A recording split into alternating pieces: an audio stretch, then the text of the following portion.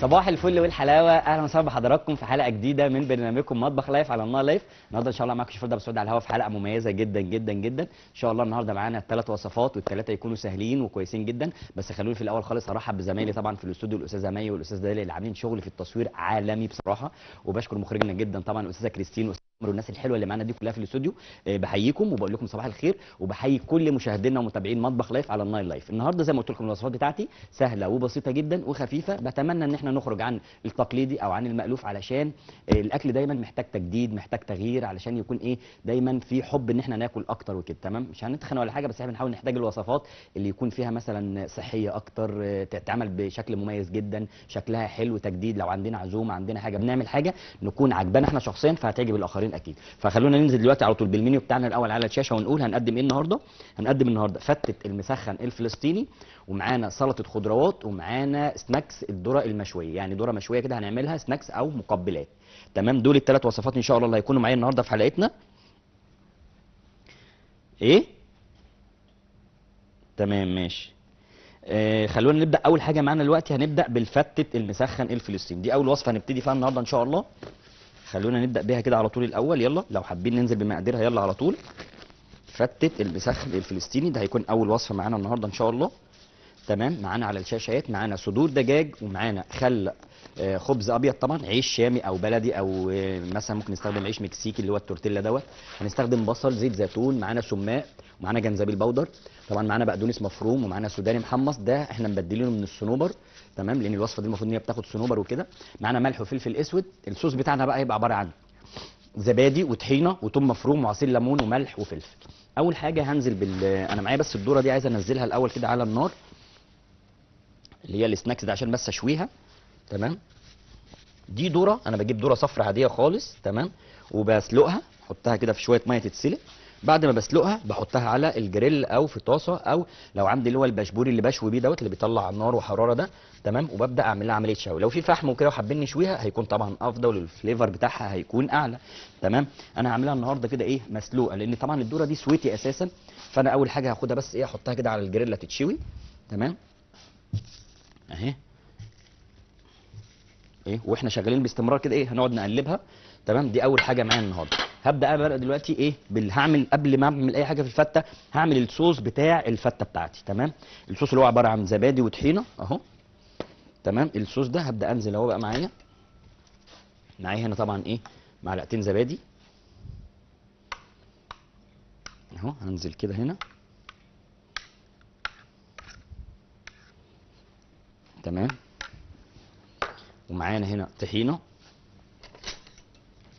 اهو، زبادي عادي خالص كامل الدسم، وانزل عليه بشويه طحينه اهو. تمام، ما بزودش قوي الطحينه طبعا اهو. ومعايا هنا معلقه توم مفروم اهو.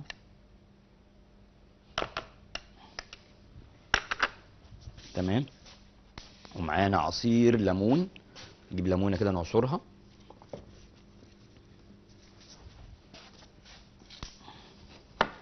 لما بستخدم الليمون اللي هو الايطالي الكبير ده بيبقى جميل قوي. تمام، زي ما احنا سامعين الذره بدا يسمعنا صوت اهو. بعصر عليها ليمون اهو الشكل ده كده، بيكون طعمه احسن والميه بتاعته بتكون اكتر طبعا اهو، زي ما احنا شايفين كده اهو. وانا معايا بقى شويه زيت صغيرين كده. طيب الوصفه دي طبعا انا شغال دلوقتي بعمل الصوص، بس قبل ما اعمل الصوص انا هنا معايا ميه. الميه ديت هحط فيها صدور الفراخ هسلقها. انا معايا صدور فراخ عاديه خالص. تمام، صدور فراخ متشفيه عاديه، والميه دي حاطط فيها بصلايه، جزرايه، شويه ورق لورا، حبهان، حاجات كده. وهبدا احط فيها صدور الفراخ بتاعتي ديت اسلقها في الاول خالص اهي، على ما اجهز انا الصوص بتاعنا. تمام كده الفراخ خلاص بتستوي، هحطها في النار تتسلق. بعد ما هتتسلق هنطلعها طبعا، ده تقليبه كده اهي. صدور فراخ عاديه خالص، احنا ما بنقطعهاش، بنحطها سليمه زي ما هي كده في ميه طبعا فيها بوكيه جرنيه. البوكيه جرنيه ده عباره عن بصل، جزر، كرفس، كرات، ورق لورا، وحبهان. تمام،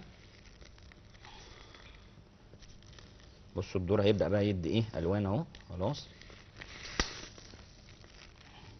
تمام وزي ما قلت لكم انا معايا بقى ايه الوصفه بتاعتي اهي. تعالى شويه ميه صغيرين كده.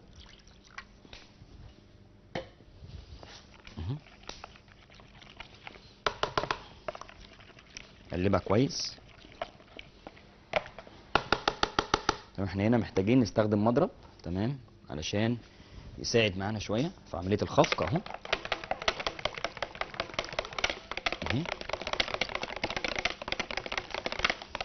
تمام. يبقى ده عباره عن زبادي حطيناه في الاول خالص مع طحينه وعصير الليمون، شويه زيت زيتون، شويه توم مفرومين، وهنزل عليهم بشويه ملح صغيرين كده تبلهم، شويه فلفل اسود اهو، ونقلب الكلام ده كويس اهو.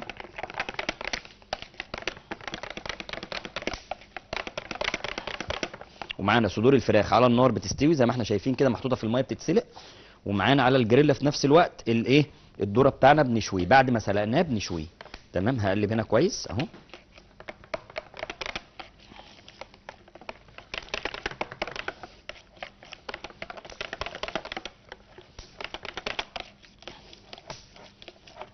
كده انا ايه خلاص اهو.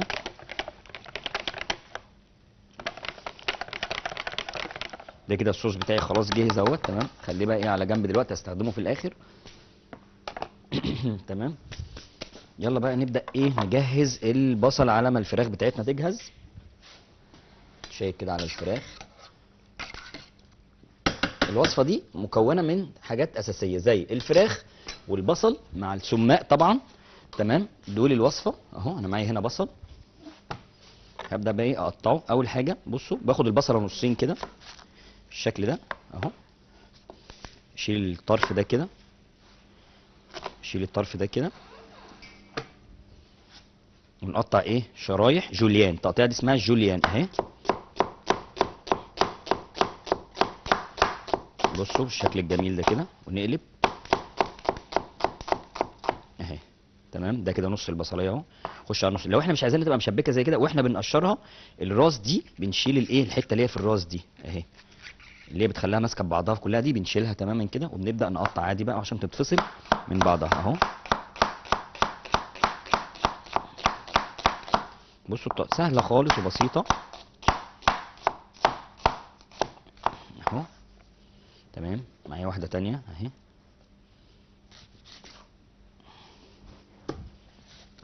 نصين برضو كده. يلا شرايح اهو.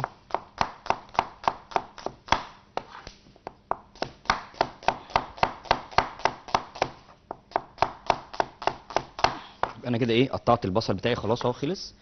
قلب بقى هنا زي ما قلنا على الجريل على طول.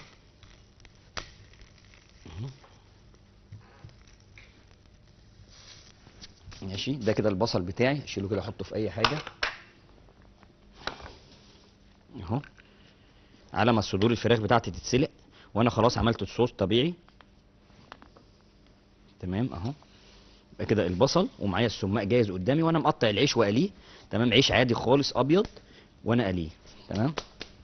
يلا بقى معانا طاسه نحطها كده على النار اهي.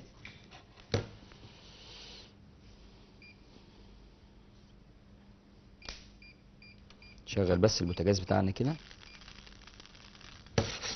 خلاص انا كده معايا البصل زي ما قلت لكم. عايز ايه افرم شويه، ومعايا العيش اهو خلاص جاهز. عايز افرم شويه خضره كده اجهزهم برده، شويه بقدونس كده، على بس ما الفراخ بتاعتي تاخد غلوه كده عشان تكون اتاكد ان هي اتسلقت كويس. وزي ما قلت لكم المطبخ بتاعنا دايما لازم يبقى عندنا بوكيه في المطبخ. البوكيه ده عباره عن بنجيب البقدونس يا جماعه، عشان ما يبقى الناس اللي بيقولوا البقدونس والخضره والحاجات دي بتموت عندنا في الثلاجه وبتبوظ والكلام ده كله. لو عملناها بالشكل ده كده تمام، هنحطها في حاجه بالمنظر ده كده. يعني هنجيب مثلا علبه او حاجه، ونجيب البقدونس والجرجير والكلام ده نغسله كويس في ميه بتلج، ونشيل الاطراف بتاعته الجذور بتاعته من تحت، وبنحطها في علبه او في حاجه الجذور بتاعتها في ميه.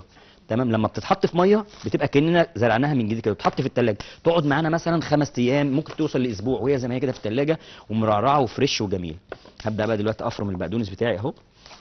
بصوا اهو. انا بثبت سن السكينه من قدام زي ما قلت لكم، وبمسك البقدونس كويس باحكام، وابدا اهو هفرم كده عشان انعم بالشكل ده كده، عشان لو بعمل تبوله بعمل اي حاجه، الناس اللي عايزه تعمل تبوله اللي هي معتمده على البقدونس اساسا التقطيع فيها اهم حاجه. تمام اهو انا ما برفعش كده، لو رفعت كده هعور ايدي، السكينه هتجيب ايدي على طول، لكن انا بثبت سن السكينه وبقطع كده اهو، برفع من ورا بس كده واقطع وخلاص، لكن سن السكينه ثابت من قدام على البلانشه او البورد اللي بقطع عليها اهو.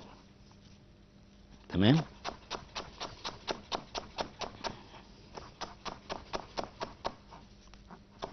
نقطع كده كويس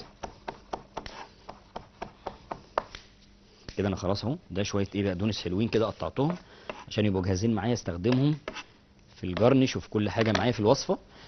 صدور الفراخ اهيت على النار بتتسلق خلاص اهي. تمام يلا بقى نطلعها. نطلعها كده ونشوف هنعمل ايه. يلا بصوا يا جماعه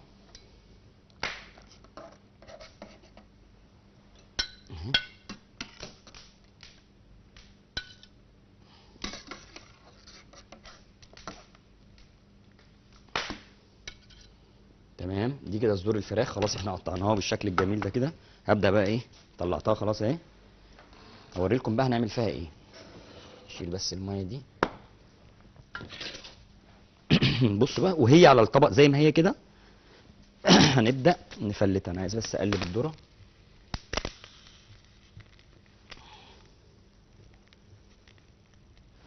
هنبدا نجيب شوكتين، شوك عاديه خالص، ونبدا ايه نفلتها ازاي، اللي هو نعملها فلايت او نشرحها كده. تمام هنمسك الشوكه نثبت كده بشوكه اهي في الصدر ونقطع ايه شرايح صغيره كده. ماشي اهي. مش عايز اقطعها طبعا بالسكينه عشان هي كده بتكون اكتر افضل، علشان بتتجانس بقى مع البصل. تمام على النار اهي. شوف طبعا هي سخنه، انا كده كده مش بلمسها، انا بقطع عادي خالص اهو. انا عايز افلتها بالشكل ده كده اهي. ما تقلقوش لو فيها سيكه نيه شويه من جوه مفيش مشكله خالص، لان احنا كده كده لسه هنسوي يعني على النار. تمام اهو. المهم ان انا عايزها تبقى بالشكل ده كده اهو. هي طبعا لو بارده هعملها بايدي على طول، يعني لو سبتها تبرد شويه هعملها بايدي على طول، بس هي عشان سخنه انا لسه ايه مخرجها حالا دلوقتي من على النار، فهي سخنه فانا مش هعرف اعملها بايدي، فانا ايه هعملها بالشوكه اهو. بصوا اهي زي ما احنا شايفين كده اهو.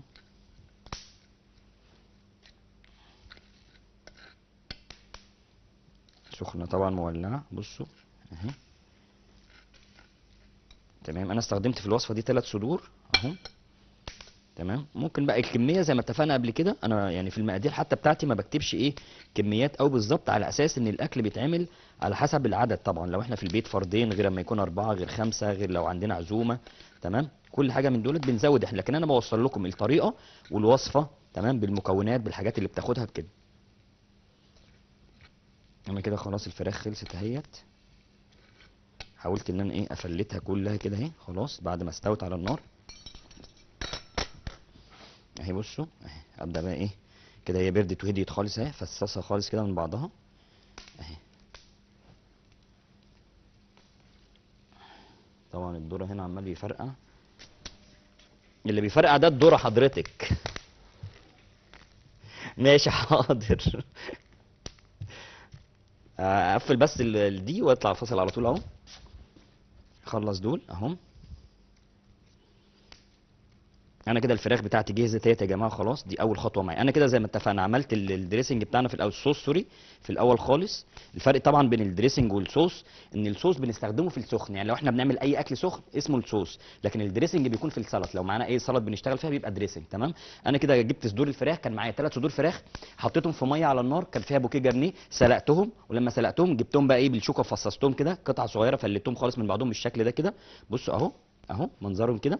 تمام وجبت البصل بتاعي طبعا وقطعته جوليان جهزته، وانا عندي العيش بتاعي المقلي جاهز. تمام يبقى كده الفراخ بتاعتي جاهزه اهي، والبصل متقطع زي ما قلت لكم، وانا فرمت البقدونس بتاعي، ومعايا العيش مقلي جاهز. تمام علشان نبدا نشتغل في الفته. انا دلوقتي ان شاء الله هطلع بقى الفاصل وارجع لكم نبدا نشغل بقى الايه الفته على البوتاجاز مع بعض.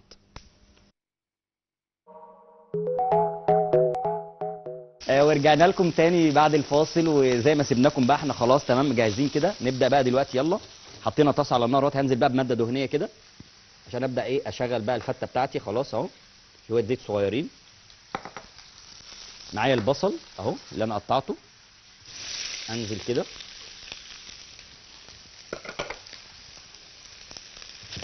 اهو، نقلب كويس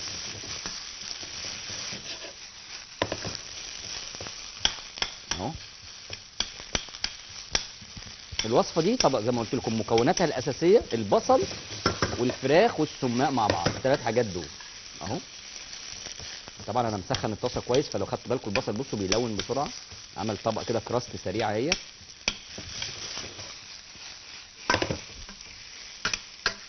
اهو.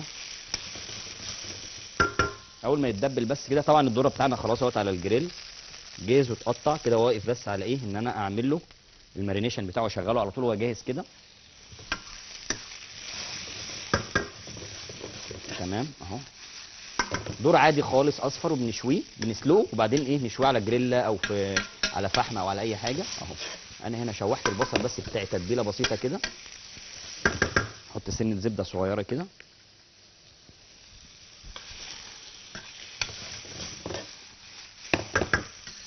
اهو يا جماعه. اول ما البصل يتدبل بس كده هبدا انزل عليه بالفراخ بتاعتي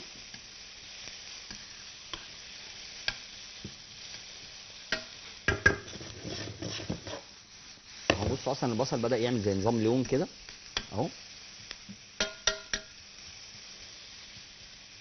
يلا ننزل بقى بالفراخ بتاعتنا اهو. هبدا انزل بقى بالفراخ اللي انا ايه فلتها دي او فتلتها زي ما الاستاذه بتقول يعني اهو.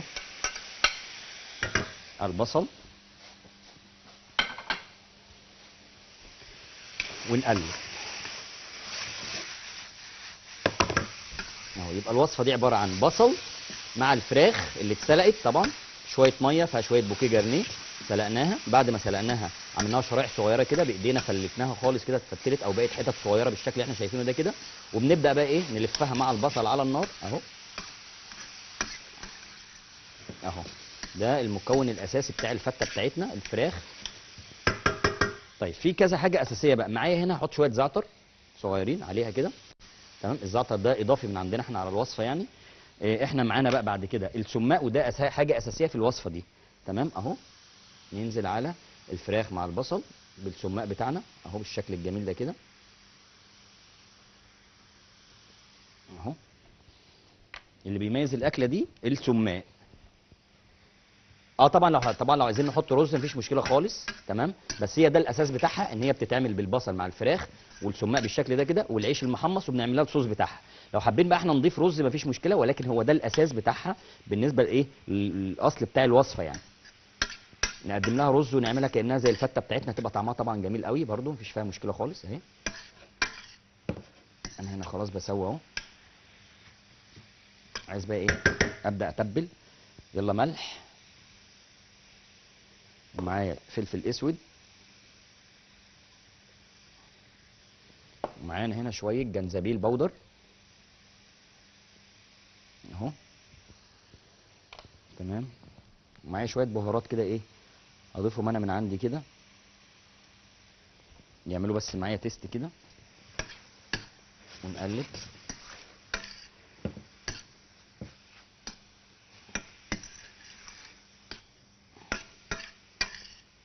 اهي. يبقى كده خلاص الفته بتاعتي جهزت، الفراخ مع البصل مع السماق، وتبلتهم بالملح والفلفل خلاص اهوت على البوتاجاز جاهزين. وانا زي ما قلت لكم معايا العيش بتاعي قليه ومجهزه اهو. نزود السماق لان السماق حاجه اساسيه في الوصفه دي تمام. وزي ما قلت لكم قبل كده ان السماق ده مفيد للقلب والشرايين والمضاد للاكسده والحاجات دي، فالسماق ده حاولوا تدخلوه في الوصفات بتاعتكم لانه جميل قوي اهو. انا كده دي جاهزه تمام. انا بقى ايه عايز ابدا اجهز طبق الغرف بتاعي عشان انا تقريبا كده خلاص. نغرفها فين؟ نغرفها هنا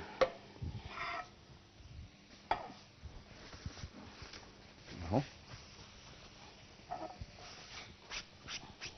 ده هيكون طبق الغرف بتاعنا. طبعا بالنسبه بقى لطريقه الغرف بتاعتها، هو في كذا طريقه. تمام. احنا معانا عيش اهو.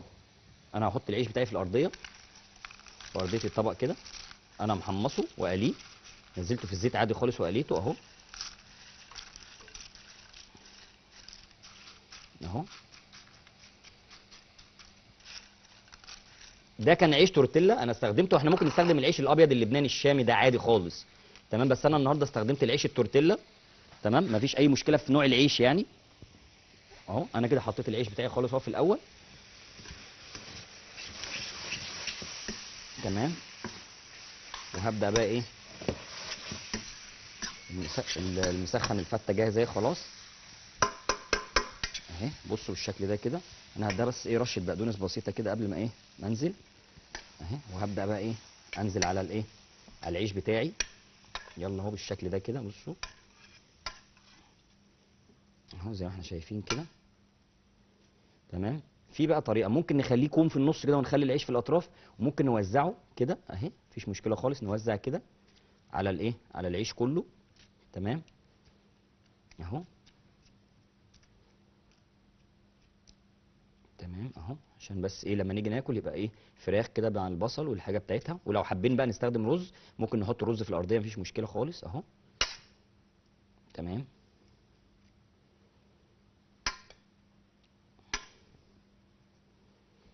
اهو. انا بقى معايا هنا ايه شويه عيش برضو تاني، عشان انا عايز اعمل ايه هرم كده في النص. احط بقى شويه اللي فاضلين دول.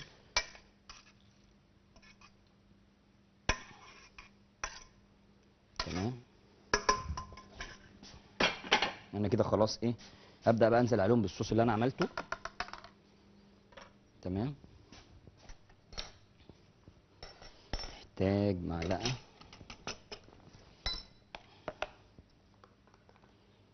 ده الصوص اهو خلاص اللي احنا عملناه. تمام. نبدا بقى ننزل على الفته بتاعتنا.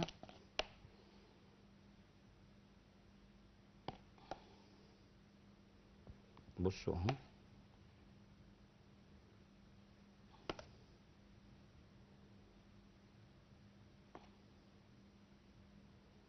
اهو. يبقى كده ايه ده الصوص اللي احنا عاملينه، اللي عباره عن زبادي مع طحينه، وادينا لها توم، شويه عصير ليمون وملح وفلفل. تمام اهو. بننزل على العيش اللي احنا مقطعينه وقالينه. تمام اهو يا جماعه. بصوا طبعا في منتهى الجمال والشياكه، طعمها روعه اهو. ممكن لو ما حدش حابب يحط الصوص ده مثلا، ممكن يخليه ابار كده على جنب ويبدا ياخد منه بالمعلقه ايه ويدعم كده وياكل. تمام. مش لازم يحطه عليها، بس انا طبعا حابب ان انا ارسم شكل الوصفه. نعمل نفس لا دي الايه. تمام. لا مختلفه طبعا عن دي خالص خالص. لان دي طبعا انا قلت لك المكون الاساسي بتاعها ان هي واخده الفراخ والبصل والسماق، الثلاث حاجات الاساسيين دول. التانية ما فيهاش بقى ولا سماق ولا فيها كل التفاصيل دي خالص. بتاخد بقى ممكن نحط طماطم، ممكن نحط فلفل الوان، فيها تفاصيل كتيره يعني. والتتبيله بتاعتها بتبقى مختلفه خالص عن ديت وكده. انا هنا يا جماعه ايه خلاص اهو حطيت الحاجه بتاعتي. هبدا بقى هنا ايه انا معايا شويه زيت بيسخنوا اهمت على النار. هقلي شويه عيش صغيرين كده. تمام. وانا بقى هنا ايه هديها شويه بقى ابدا اعمل لها جرنش كده. تمام. البقدونس اللي احنا فرمينه اهو، نفرمينه ناعم عشان لما نيجي نجرنش بيه زي ما احنا شايفين يعمل معانا ايه شكل كده جميل. ده كده البقدونس اهو. وانا معايا بقى ايه شويه سوداني زي ما قلت لكم محمص. المفروض ان الوصفه دي بنستخدم فيها طبعا الصنوبر، بس انا الصنوبر مش متوفر طبعا، فانا هبدا استخدم السوداني اهو.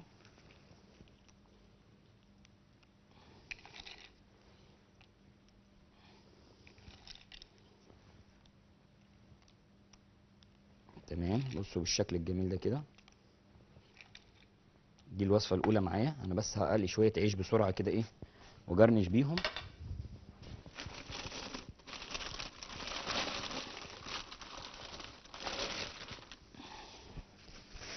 معايا هنا ايه لقمه عيش.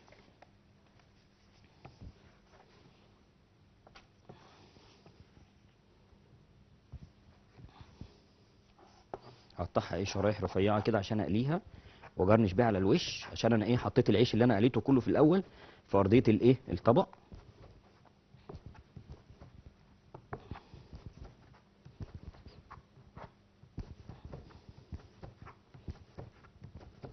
اهو ماشي. انا معايا هنا زيت على النار،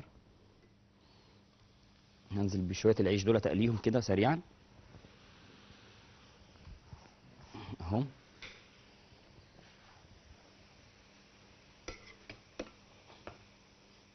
لا هخلص دي بقى بحيث اقفل الطبق ده خالص وبعدين نطلع الفاصل.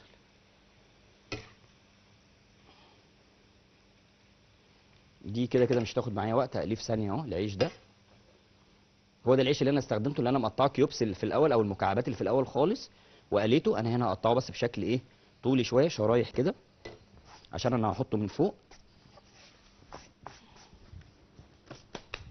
في حاجه رميتها وانت ما خدتش بالك منها يا استاذ. تمام. ده العيش اهو خلاص، هو بيتحمر.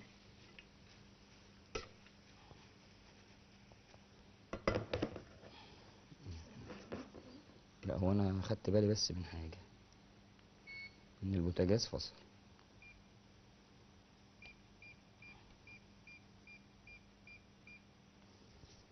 تمام.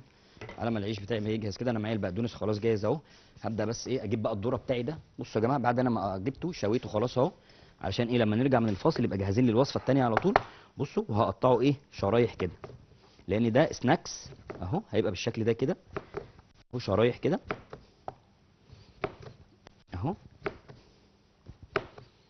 بصوا اهو، شيل الاطراف دي ونقطع شرايح كده اهو.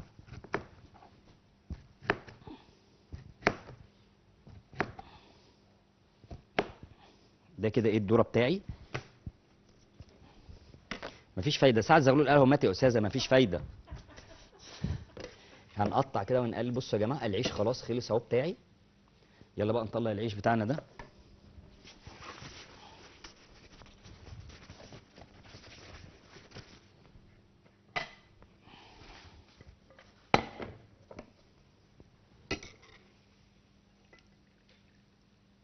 اهو ده العيش، هحطه بس على وش الوصفه.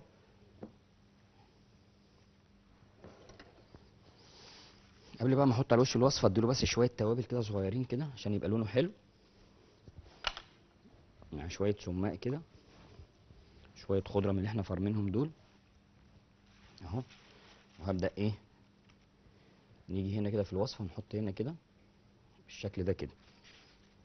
تمام. يلا بقى ايه نجرنشها.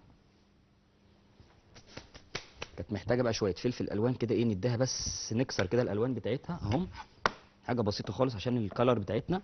المفروض بقى ان الوصفه ديت يا جماعه ناقص لها حاجه بس مهمه قوي، ناقص لها الرمان. بس طبعا احنا عشان السيزون دلوقتي مش بتاع الرمان، فاحنا ايه هنشتغل بيها عادي خالص من غير رمان. يبقى اساس الوصفه بتاعتنا ديت اللي هو الدجاج المسخن الفلسطيني ده. تمام. الفته دي بتبقى عباره عن العيش، بنستخدم عيش شامي عادي خالص او عيش ابيض. تمام. وبتستخدم صنوبر، بس طبعا الصنوبر احنا عارفين ان هو غالي قوي دلوقتي مش موجود، فاحنا هنحاول نشتغل بايه بحاجه بديله اللي هو السوداني. تمام. ده كده ايه اول طبق كان معانا النهارده اللي هو فتة المسخن الفلسطيني. تمام. زي ما شفنا كده الفراخ سويناها على النار مع البصل والتوابل بتاعتنا السماق وكده، وقفلناها وعملنا لها الصوص بتاعها في الاول خالص. تمام. وقلينا العيش وحطيناها من فوق كده. ده كان شكل الوصفه والطبق الاولاني النهارده في الحلقه بتاعتنا. وفي نفس الوقت كان معانا الذره بتاعنا بعد ما سلقناه في الاول خالص، اللي هو الوصفه الثالثه معانا النهارده. بعد ما سلقناه وحطيناه طبعا على الجريل يتشوي معانا بقى جاهز دلوقتي. هنطلع بقى لفاصل ونرجع من الفاصل نكمل الذره ونعمل لكم السلطه بسرعه.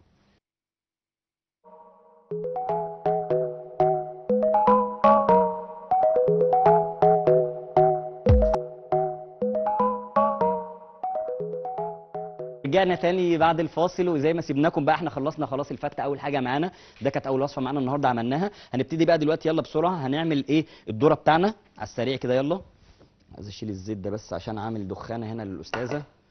هبدا انا ايه اعمل وصفه الذره دي بسرعه. يلا معايا طاسه احطها على النار عادي خالص اهي. تمام. انا زي ما قلت لكم جبنا الذره وشويناه خلاص بعد ما اتسلق اتشوى. تمام. على الجريل بتاعتنا من غير تتبيل ولا اي حاجه. التتبيل والحاجات ديت هو هياخدها دلوقتي حالا اهي.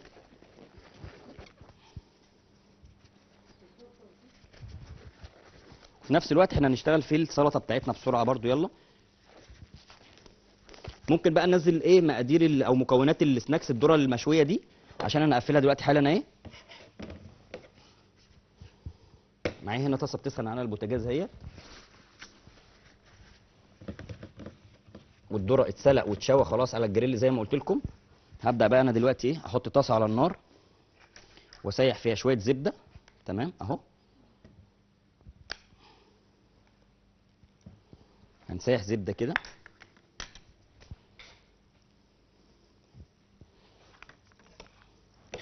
اهو.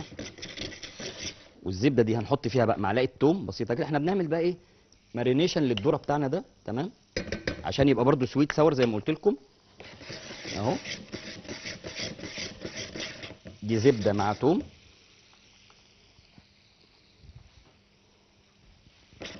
اهو. ومعايا هنا شويه زعتر دراي كده حلوين احطهم. ومعايا هنا ايه دي اسمها توابل بطاطس، بحط منها شويه شويه خضره صغيرين، واقلب الكلام ده كله اهو. ساعه ما اقلبه كده انزل عليه بالايه بالذره اللي انا هشويها ديت ومقطعها اهي. تمام اهي، اقلبها كويس كده. بصوا دي كده تفاصيلها.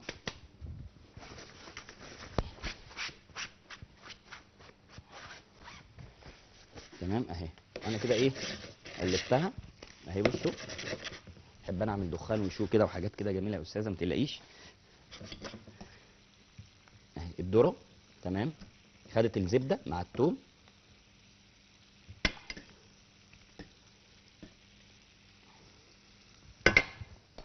ده بس شويه ايه فلفل اسود صغيرين كده وشويه ملح. طبعا احنا هنيجي ناكلها هنحس ان هي ايه سويت صور، لان الذره مسكره ومشويه واخده طعم الشوي. خلاص هبدا بقى ايه انزل خلاص في الطبق بتاعي. افرش بقى شويه بقدونس صغيرين كده في الطبق في الارضيه. هبدا بقى ايه ارص الذره ده كده. تمام اهو.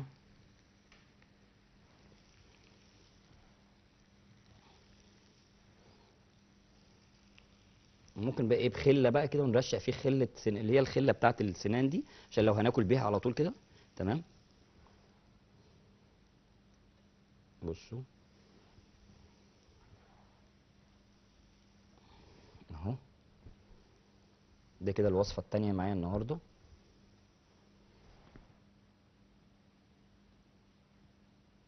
اهي، اللي هي سناكس الذره المشويه. نحط دول من القلب كده. تمام، وهنعملها شويه جارنش دلوقتي واحنا بنعمل السلطه بتاعتنا ونحطهم عليها. تمام، ده الطبق التاني معايا النهارده في حلقتنا. يلا نخش بقى على السلطه على طول كده. نحرك دي كده بس بسيط، ونحرك دي كده بسيط عشان نحط طبق السلطه، عشان ايه لما نيجي نغرف 5 دقائق زي الفل. يلا معانا السلطه يا جماعه على طول اهو. معانا هنا ايه بسيمه. بسيمه يعني حله او علبه او اي حاجه هنشتغل فيها، وانا بحاول اجيبها شفافه عشان ايه تشوفوا معايا الشغل وانا بعمله. معايا هنا بقى شويه جرجير زي ما قلت لكم من البوكيه الجميل اللي عندنا اهو. هنقطعهم. الجرجير ما بنقطعوش قوي صغير، بيبقى الورق بنسيبه كبير كده عشان طبعا ايه ما يموتش قوي في السلطه. تمام، هننزل هنا كده على طول. ومعانا شويه خس كابوتشا نفس الكلام اهو.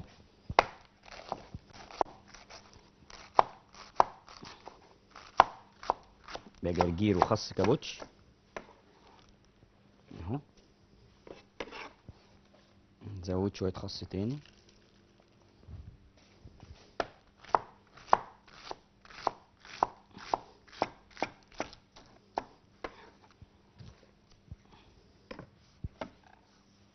تمام، يبقى انا كده هنا حطيت جرجير وخس كابوتشا. معانا بقى ايه خيار اهو.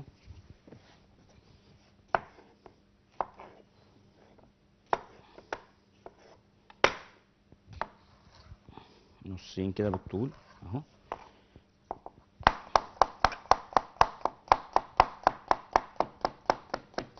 اهو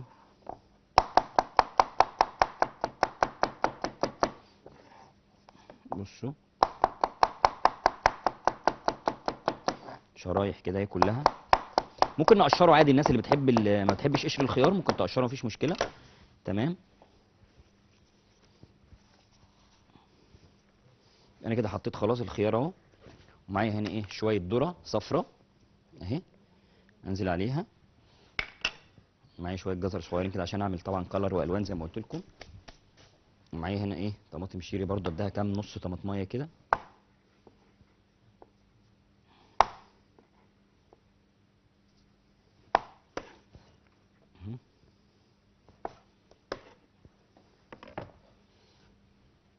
اهي تمام. حته كرنب احمر كده. يلا نديها الدريسنج بتاعنا بقى. معانا زيت زيتون ماشي زي الفل، زيت زيتون، ومعانا عصير ليمون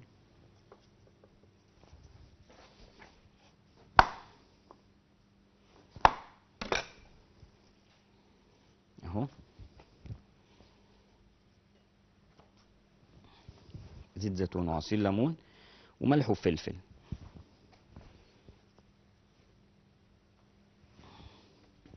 معانا شويه ملح وشويه فلفل.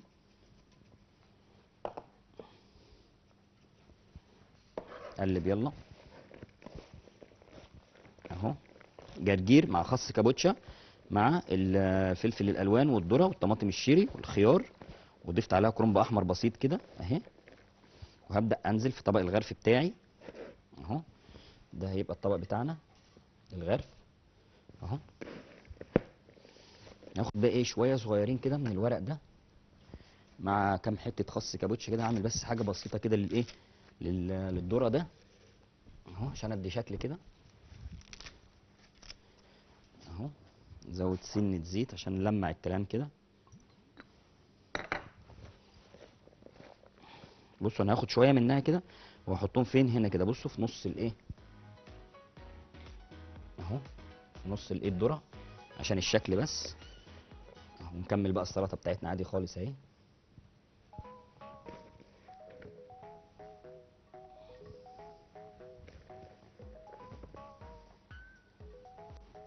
تمام.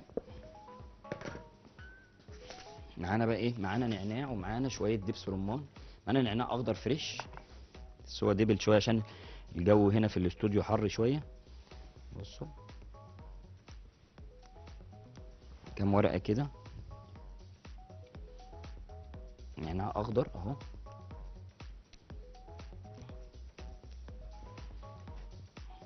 تمام. معايا شويه دبس رمان طبعا هحطهم برضه اضيفهم عليهم كده.